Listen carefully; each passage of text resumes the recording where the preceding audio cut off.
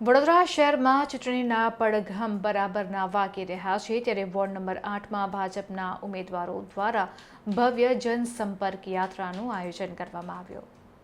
ગતરોજ ward number 8ના ભાજપના ચારેય ઉમેદવારો દ્વારા ઉંડેરા 2, કરોડિયા અને વૃંદાવન 4 રસ્તા વિસ્તારમાં ભવ્ય જનસંપર્ક યાત્રા યોજાઈ હતી।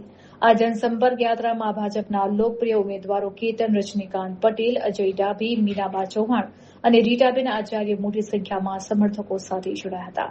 ગોરવા અને તેની આસપાસના વિસ્તારોમાં નીકળેલી આ રેલીમાં કાર્યકરોનો ભારે ઉત્સાહ જોવા મળ્યો હતો। ઢોલ નગારાના તાલે નીકળેલી આ યાત્રાનું સ્થાનિક રહીશો દ્વારા ઠેર ઠેર હાર પહેરાવીને અને પુષ્પવર્ષા કરીને ભવ્ય સ્વાગત કરવામાં આવ્યું હતું।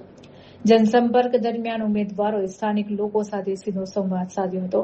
મીડિયા સાથેની વાતચીતમાં ઉમેદવારોએ જણાવ્યું હતું કે જનતાનો ખૂબ જ સારો પ્રતિસાદ મળી રહ્યો છે। ભાજપ સરકારના વિકાસ કામોથી લોકો સંતુષ્ટ છે। આવનારા સમયમાં જે કોઈ પણ કામો બાકી રહી ગયા છે તેને પ્રાથમિકતા આપીને વહેલી તકે પૂર્ણ કરવાની ખાતરી આપવામાં આવે છે।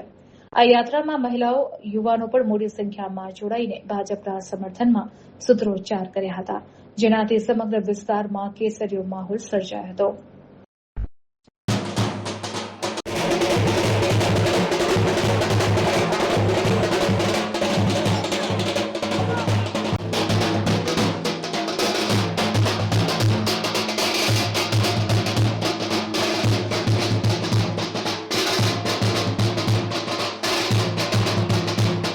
કરતા હંમેશા પ્રજાની વચ્ચે જ હોય છે।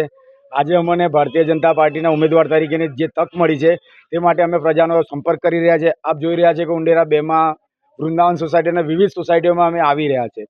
જનતાનો એટલો ખૂબ સારો પ્રતિસાદ છે।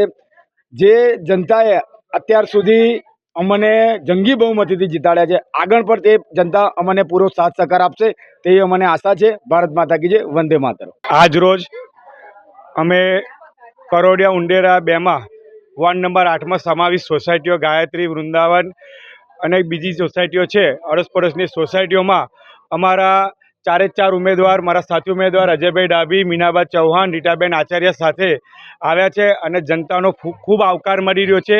અને અમારા જે પૂર્વ કોર્પોરેટર બી રહ્યા છે ને અત્યારે સાથી ઉમેદવાર પણ છે, એમને પણ અગાઉમાં જે સારા વિકાસના કામો કર્યા છે એના લીધે જનતા અમને ખૂબ આવકાર આપી રહી છે। તમે ગ્રાઉન્ડ લેવલથી કામ કરતા આવ્યા છો, શું કહેશો જે રીતના જે લોકોની સમસ્યા છે એનું કઈ રીતના હલ લાવશો?